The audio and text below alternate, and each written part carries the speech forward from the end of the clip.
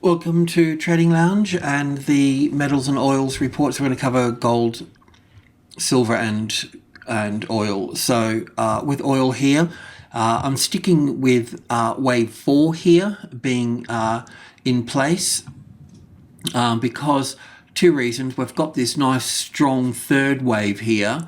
So, and we can see that this is an A and a B and a C wave here. So it is corrective. Yes, it could get bigger in terms of an A wave to where the 4 is, a B wave down here and a C wave back up. But it is corrective. It is a continuation pattern of the trend. So we will see lower ground here. So on the 15-minute chart, if we just drill in here for a moment. I haven't been here for a little while. Okay, so yeah, we can see that from this wave 3 here, just shaping these up a little bit, we've got this nice A, very nice B wave here and the C wave here. So we're looking at, this is a bit of a guessing game here, but basically 1, 2, 3, a large fourth, and then 1, 2, 3, well, 4 and 5 here. So I'm considering this to be an impulse wave of 5 waves here, and I'm looking at this here being wave 2 here in play here. So I would imagine that would be looking at 1, 2, 3, 4, 5 here, then an A and a B and a C, and then down for the next leg here. So we'll be looking down under the $50 mark here, below this wave 3 here. Things might get a bit squashed up around this number. We'll just have to wait and see. I know that there is support here because we can see that this never sort of sunk into this particular level, this number, this price zone. So there is good support there. So it is going to be a little bit choppy in through here and a bit difficult to read. But yeah, we're looking at this in terms of 1, 2, 3, wave 4 across here will be sort of, complicated, and then wave 5 down here for the blue wave 5 at that point. So yep. Alrighty, the gold market. Let me have a look at gold, and I do suggest that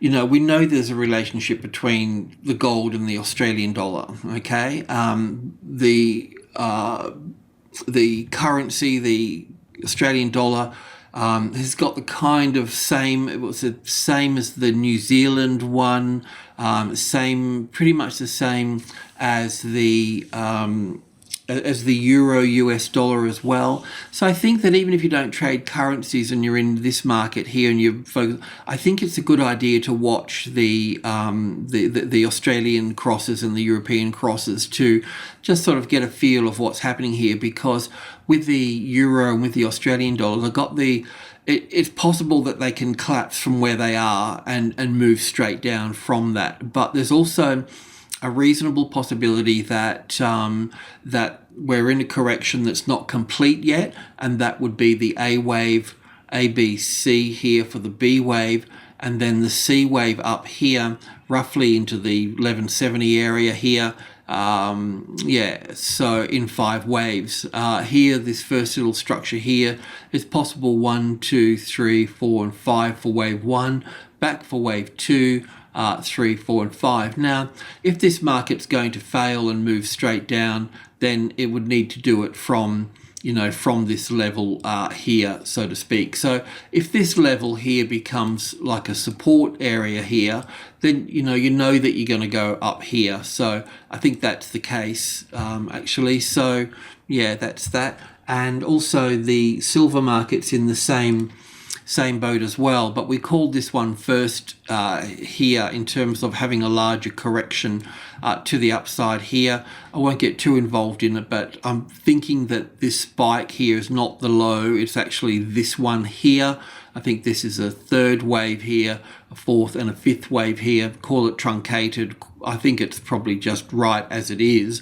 It's this one here that's warped out here, but 1, 2, 3, nice fourth wave here, sideways little triangle, and fifth wave here. So basically an A wave, a B wave, and a C wave. So A, B, and C, and then another 5 waves up here. So it is on this 5 waves here that we can look to short. So we'll look at having some short trades from that point there once we understand that the market has traded a nice clean 5 waves here, has found the 16 as the retested resistance, and then we can start building into the downside from there.